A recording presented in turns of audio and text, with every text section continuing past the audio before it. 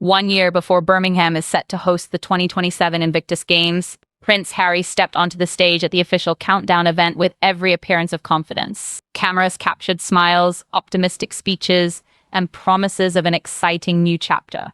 To anyone watching, it seemed the path to the Games was firmly on track, with momentum building exactly as expected. Yet beyond the polished images and carefully planned presentations, another story has quietly been unfolding. Away from the spotlight, mounting questions have begun to surround the financial health of the event itself. Reports suggest organizers are still facing a funding gap of more than £33 million, even though the opening ceremony is now little more than a year away. At the same time, reports have pointed to changes in senior leadership, the loss of a significant corporate backer that supported the previous Games, and the withdrawal of government backing from one participating nation. Together, those developments have prompted growing scrutiny over whether the current funding strategy can deliver everything on time. But perhaps the most important issue isn't about Prince Harry's public role at all. It's about the men and women whose lives have been shaped by military service and who have spent months, some years, preparing for Birmingham 2027. Around 500 wounded, injured, and sick service personnel from 23 countries are training with a single goal in mind. For them, the Invictus Games are far more than an international sporting event. They symbolize recovery after injury, renewed purpose after hardship, and the determination to keep moving forward. Most of those competitors are focused on training, rehabilitation, and representing their nations, not on reading financial reports or monitoring sponsorship figures. Their expectation is simple. When 2027 arrives, the Games will be there. That reality makes one question impossible to dismiss. If the funding doesn't come together, what happens next? Rather than relying on online speculation or dramatic headlines, the answers begin with publicly available financial information and official funding announcements, documents that rarely attract the same attention as royal appearances but reveal a far more complicated picture. One of the most widely discussed examples is the UK government's announced commitment of £26 million. When the Office for Veterans Affairs revealed the package, it was welcomed as a major endorsement of Birmingham's bid. Across countless reports, the announcement created the impression that the financial foundations of the Games had effectively been secured. The commitment itself has never been in doubt. What has received far less attention is how that funding is understood to work. According to reports describing the funding arrangement, the full amount is not simply handed over in one payment. Instead, the money is expected to be released in stages, with future payments reportedly tied to the foundation achieving fundraising targets through private sector investment. In other words, government support is designed to work alongside successful fundraising, not replace the need for it. By the middle of 2026, reports indicated that only around £3 million of the pledged £26 million had actually been released. The remainder, according to those reports, depends on the required fundraising milestones being met before additional payments can follow. At first glance, that may sound like a technical detail. In reality, it changes the entire picture. A headline announcing £26 million suggests financial certainty. A funding structure linked to future fundraising paints a much more conditional situation, and that's where another challenge begins to emerge. Reports indicate that Birmingham 2027 has secured around 11 confirmed corporate sponsors. By comparison, the Vancouver 2025 Invictus Games reportedly attracted approximately 44 sponsors. Estimates have also suggested Birmingham's current sponsorship portfolio is worth roughly £4 million, with some of those contributions coming through services rather than direct cash investment. Reports have further suggested that individual donations remain relatively modest, although the Invictus Games Foundation has not publicly disclosed every aspect of its fundraising activity. When those reported figures are considered alongside the estimated cost of hosting an international event, including venues, athlete accommodation, transport, security, opening and closing ceremonies, broadcasting, and support for competitors from more than 20 nations, the remaining financial challenge appears considerable. Based on published estimates, more than £33 million may still need to be secured before Birmingham is ready to welcome the world. That naturally raises another question. Where would those remaining millions come from? So far, neither the Invictus Games Foundation nor the Office for Veterans Affairs has publicly explained how any remaining funding gap would be covered if fundraising targets ultimately fall short. Reports have also indicated that Birmingham City Council is not required to cover any deficit beyond the commitments it has already made. The deeper the funding structure is examined, the clearer one point becomes. The widely quoted £26 million is not simply a pot of money waiting to be spent. According to the reported arrangement, much of it remains tied to fundraising goals that have yet to be achieved. As questions surrounding Birmingham's finances continue to grow, another issue begins to attract attention, one that has little to do with budgets on paper and everything to do with the confidence of major sponsors. To understand why Birmingham's list of corporate partners looks so different from previous editions of the Invictus Games, many observers have looked back at Vancouver 2025. The difference is striking. Vancouver secured support from roughly 44 corporate partners. At the top of that list were two internationally recognized names, ACO, one of Canada's largest infrastructure companies, and Boeing, a global leader in aerospace and defense. Support from companies of that size offers more than financial resources.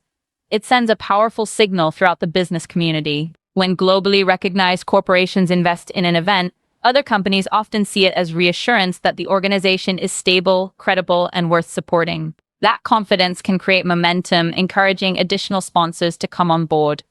Birmingham, however, presents a very different picture. According to reports, only around 11 corporate sponsors have been confirmed so far. It's not simply a smaller number.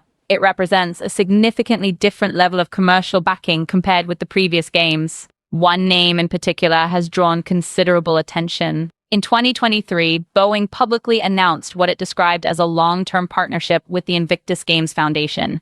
At the time, the announcement was celebrated as a major endorsement, reinforcing the image that one of the world's largest corporations saw long-term value in supporting the movement. But the details of that partnership matter. Publicly available information indicated that the agreement was scheduled to run through 2026. Birmingham's games will take place in 2027, outside that reported time frame, and Boeing has since confirmed that it will not be sponsoring the Birmingham event. The company has not publicly stated whether its absence simply reflects the conclusion of the original agreement or whether other factors played a role. What is known is straightforward. A prominent supporter from previous games will not be returning. On its own, that may not be unusual. Corporate partnerships begin and end all the time. Yet sponsorship specialists often note that when a company with Boeing's profile steps away from a high-profile partnership, other businesses naturally take a closer look before making commitments of their own. Legal departments review contracts. Communications teams assess reputational considerations. Senior executives ask whether circumstances have changed since earlier sponsorships were agreed. Those conversations almost always happen behind closed doors, but they can shape future decisions in ways the public never sees. There is no public evidence confirming that Boeing's departure directly affected Birmingham's ability to secure new sponsors. Even so, the contrast between Vancouver's broad network of supporters and Birmingham's much shorter list has become increasingly difficult for observers to overlook. Among the companies that have publicly committed to Birmingham is Deloitte, which has been identified as an official partner. Reports have indicated that part of its contribution is being provided through professional services rather than entirely in cash, meaning the overall value of the partnership may not directly translate into funds immediately available for event operations. But the questions don't end with corporate sponsors. Another significant development came not from the private sector, but from a government. Australia has long played an important role in Invictus-related initiatives. However, in its 2026 federal budget, the Australian government confirmed it would not renew a reported $9 million commitment to Invictus Australia. At first glance, some might assume that decision reflected broader efforts to reduce public spending. The wider budget tells a more nuanced story. Alongside that announcement, Australia unveiled plans for approximately $14 billion in additional defense spending spread across 4 years. The budget also included hundreds of millions of dollars for veteran services, rehabilitation, mental health care, and a range of programs intended to support former service members. In other words, overall investment in veterans was not reduced. According to the published budget, it increased across several key areas. What changed was the government's decision regarding Invictus Australia specifically. Officials have not publicly provided a detailed explanation for every factor behind that choice, and there is no evidence establishing a single reason for the decision. Even so, many observers have noted the contrast. Support for veterans expanded. Support for this particular program did not. That distinction has prompted continued discussion about what may have influenced the government's approach.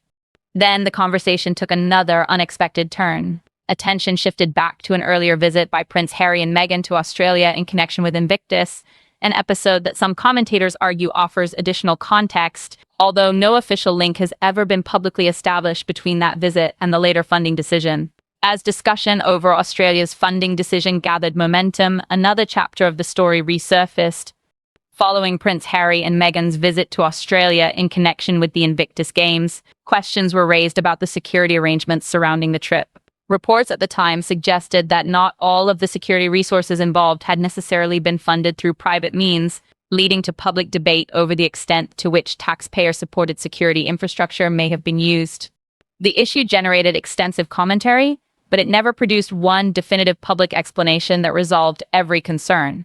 Instead, it became another topic of discussion, one that lingered long after the visit itself had ended.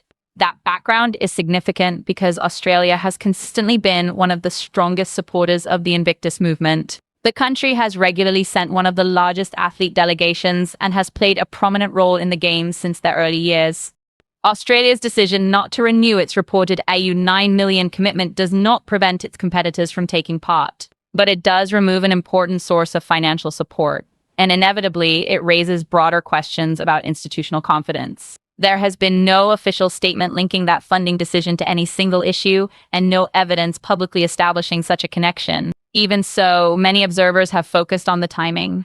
At the very moment Australia was increasing spending on defense and expanding investment in veteran services, support for Invictus Australia was not renewed. That contrast has continued to fuel discussion. But while attention remained fixed on international funding, another challenge was becoming impossible to overlook. This time, it wasn't about a sponsor or a national government. It was about the city preparing to host the Games. Birmingham earned the right to welcome the world in 2027.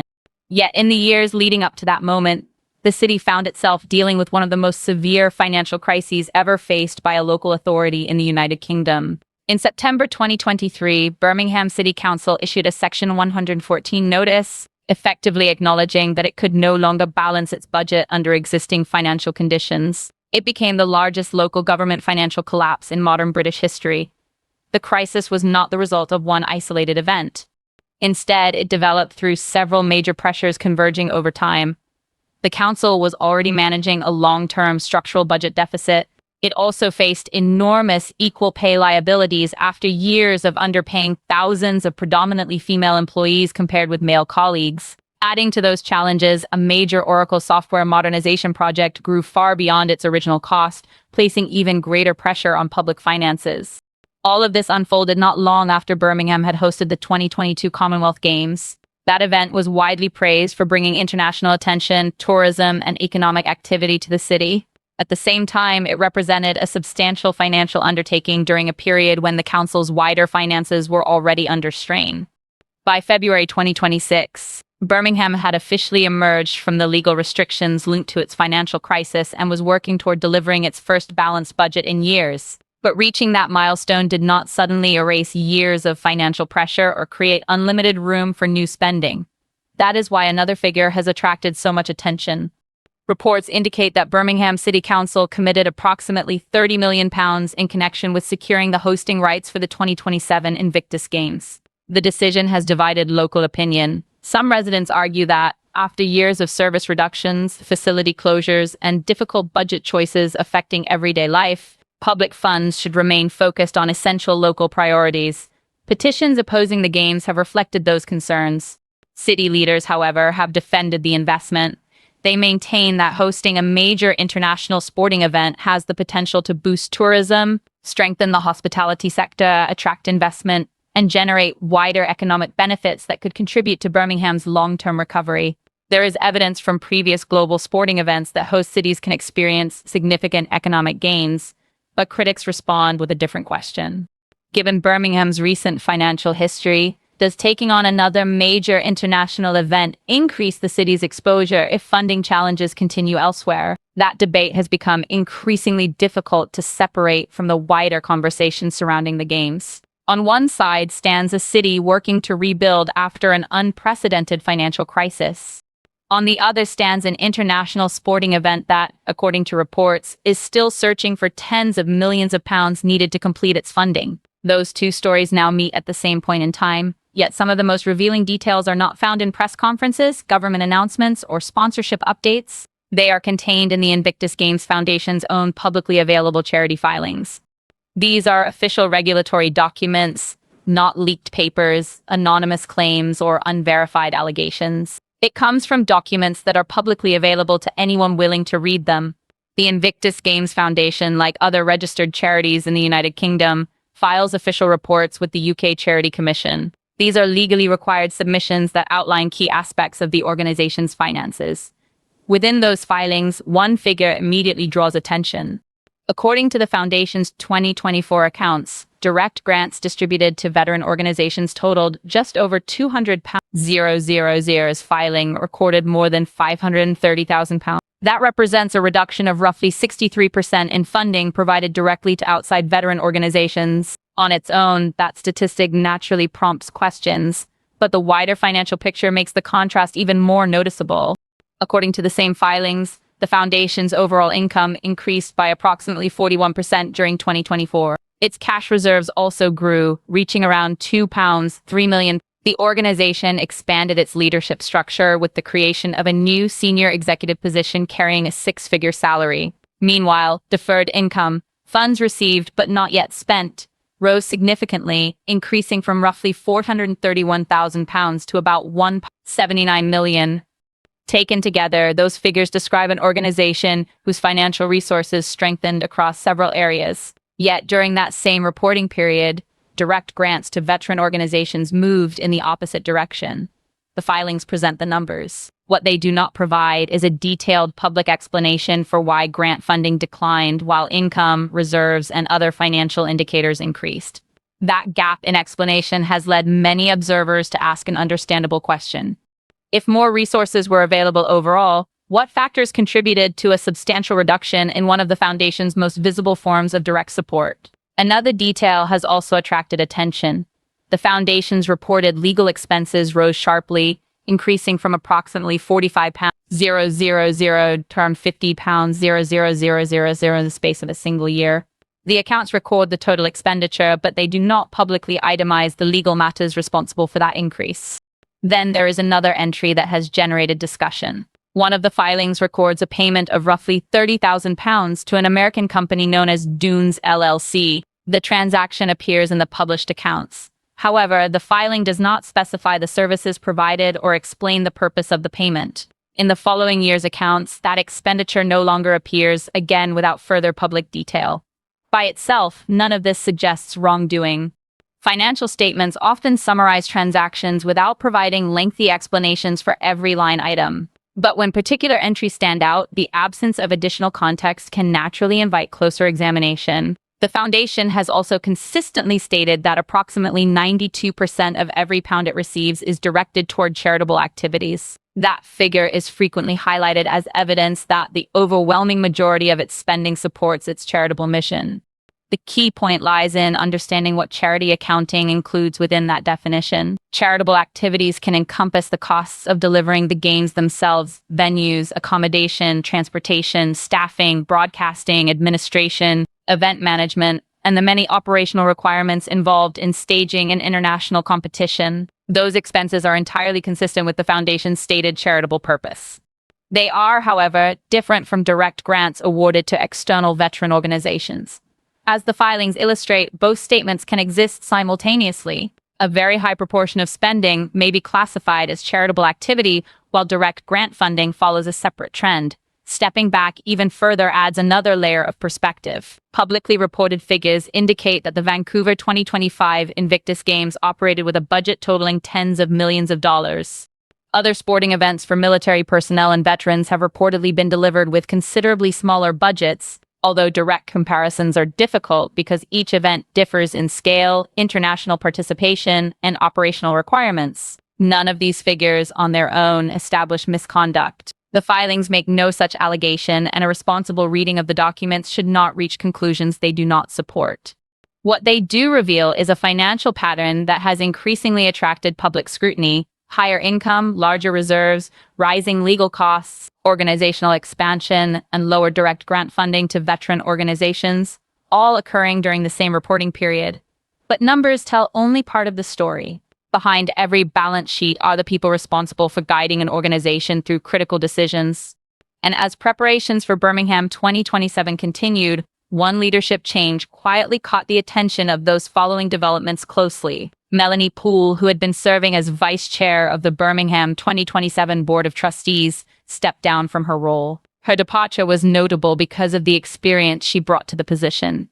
Before becoming involved with Invictus governance, she had held senior leadership roles at respected charitable and public sector organizations, including the Heritage Lottery Fund, the National Lottery Charities Board, and the Florence Nightingale Foundation. Leaders with governance experience at that level are often seen as a source of reassurance for regulators, corporate sponsors, and major donors. Their presence can strengthen confidence during periods of uncertainty.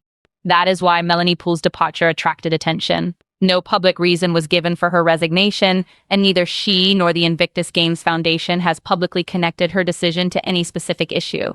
Even so, with fundraising efforts continuing and financial questions already under discussion, the timing inevitably became another topic of speculation among those closely following preparations for Birmingham 2027, and the questions did not stop there. According to reports from recruitment sources familiar with the hiring process, organizers may also be facing challenges in attracting experienced personnel for key leadership positions. Those reports claim that professionals with backgrounds in delivering major international sporting events were approached about senior roles linked to Birmingham 2027. Some of those sources allege that once candidates discovered the organization involved, they chose not to continue through the recruitment process. Those claims have not been independently confirmed by the foundation. However, if accurate, they would represent more than a staffing issue. An event involving dozens of nations depends on experienced leadership long before athletes arrive. Every month spent filling critical positions can place additional pressure on planning, logistics, operations, and delivery as deadlines draw nearer. Taken individually, none of these developments determines the success or failure of the games. Viewed together, however, they help explain why questions now extend beyond fundraising alone. They point toward a broader discussion about leadership, organizational capacity, and whether every part of the project is progressing at the pace required. That wider context also explains why the Invictus Games remain so significant for Prince Harry personally. Over the past several years, a number of organizations and commercial ventures associated with the Duke and Duchess of Sussex have undergone substantial change. In 2025, Prince Harry stepped down from his role with Centrebale following a widely reported leadership dispute within the charity. The Archwell Foundation has also attracted public attention through scrutiny of its financial filings, while media reports have documented changes in the couple's entertainment partnerships, including the conclusion of the Spotify agreement and ongoing discussion about the performance of the Netflix partnership compared with early expectations. Harry's association with African Parks has likewise received media attention following governance-related allegations involving the organization itself, although those allegations did not establish wrongdoing by Prince Harry. Against that backdrop, Invictus occupies a very different place. Unlike commercial contracts or media projects, the games exist to support wounded, injured, and sick service personnel. Whatever opinions people may hold about finances, governance, or fundraising, the competitors remain the heart of the movement. Their determination, resilience, and recovery have inspired audiences around the world and continue to define what the games represent. That distinction is essential. It is equally important to separate verified facts from assumptions. Higher legal expenses do not automatically indicate a problem. Organizations often incur greater legal and compliance costs as they expand. Growing financial reserves can also reflect prudent planning, particularly when preparing for an event of international scale. Similarly, creating additional senior leadership positions is not unusual for organizations managing increasingly complex operations. Reasonable people can examine the same financial reports and arrive at different interpretations. What is not open to dispute is what the publicly available documents and official announcements show. They indicate increased reported income, larger financial reserves, higher legal expenses, reduced direct grant funding to outside veteran organizations, and continuing fundraising efforts ahead of Birmingham 2027. Whether those trends represent routine organizational management or signs of more significant financial pressure remains a question that supporters, donors, regulators, and the public will continue to debate. For now, one challenge stands above the rest. According to reports, organizers still need to secure a substantial amount of additional funding before the games begin. It is an ambitious target, but history has shown that major fundraising campaigns can succeed even under intense time pressure. The months ahead are likely to determine whether Birmingham 2027 becomes another proud milestone in the history of the Invictus Games, or whether organizers will be forced to navigate even greater challenges before the opening ceremony. Whatever the outcome, the people with the most at stake are not those appearing in headlines or taking part in public debate. They are the hundreds of veterans training every day, pushing through recovery, rebuilding confidence, and preparing for the opportunity to represent their countries on one of the most meaningful stages of their lives. Their commitment has never wavered. Many believe the event they have worked toward deserves the same level of commitment from everyone responsible for making it happen. What are your thoughts on the situation? Do you believe Birmingham 2027 can still overcome its reported financial hurdles, or do you think the remaining challenges have become too great with time running short? Share your perspective in the comments below. If you enjoyed this in-depth analysis and want more thoughtful coverage of the royal family, Prince Harry, and the stories shaping the monarchy, be sure to like this video, subscribe to the channel, and turn on notifications so you never miss our next report.